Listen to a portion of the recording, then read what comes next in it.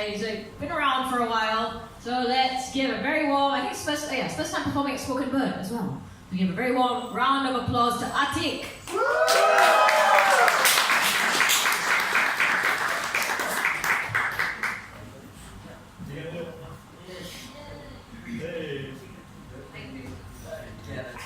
Okay, hi. This poem here actually was used for like a slam. It was like my third piece, and sadly I didn't actually finish the poem, so it was like kind of cut short, and I was just like, oh damn, yeah. But it was still good-ish. Yeah. But I don't know. It's like every time I come back to this poem, it just like gets longer every time I touch it. Name was more sexy. Yeah. But anyway. Yeah, jokes. Okay, I got them for days. Alright, so I'll just start. It's about some girl. Yeah, soul's about some girl. Or boy. I cannot see the stars under this ceiling of cement, but I'll be damned if the skies don't open up before my eyes every time you meet mine. I'm sorry that all I have are overused lines, but the rest are being drawn over your nicotine-stressed knees as I try to trace constellations only I can seem to see. I watch you billow clouds of cigarette smoke swirling themselves into momentary nebulae, channeling dragon and darling alike as we ditch our friends to sit by quiet, your curls resting upon the crook of my neck. I want to fit the curves in the arc of your back while we lie in the stark black of a 3 a.m. wandering in my wrinkled bed sheets. You try to tell me how your limbs don't fit the form you grew into. I try to forget my Aquarian tendency for emotional detachment and spin a story about how sometimes spare stars don't quite fit the constellations up above, but they're still really pretty anyway. This, of course, is the wrong answer. I scrambled through my head for words that would heal it better.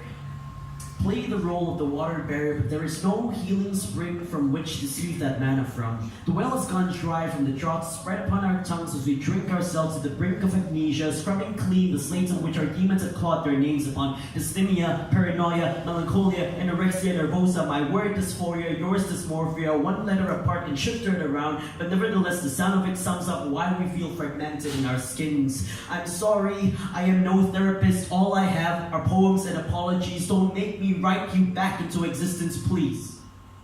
I'll fly you up on a rocket ship out to where we can translate our flesh into fire, stardust, and stories. If you would just sink your feet into the earth of this place and stay non-myth for just one more day. I promise. I promise.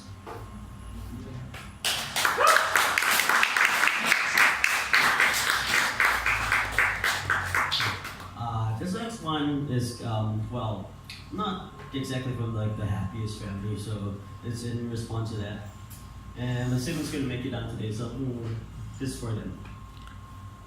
I was born into the family trait of secrets and subterfuge, our tradition being one born out of safekeeping, some strange sort of family honor, our tongues tethered and tamed behind grins spread wide for other families, bound by blood, but not by heart. Not the hearts of my brother and sisters, at any rate, no, the lambs at Hajj don't give up the remnants of their pulsing arteries to the butcher's knife, no matter how soft the story the shepherd spins. Ma never noticed how we picked at the wool pulled over our eyes, only stopping to pick up the cotton and complain about how we never clean up around the house like she does every hour of every day like clockwork. Keeping everything spick and span and spotless for her children and the husband who flew overseas a little too often for her liking. But business is business, and she minded hers while he minded his, and hers, and hers, and hers, and hers.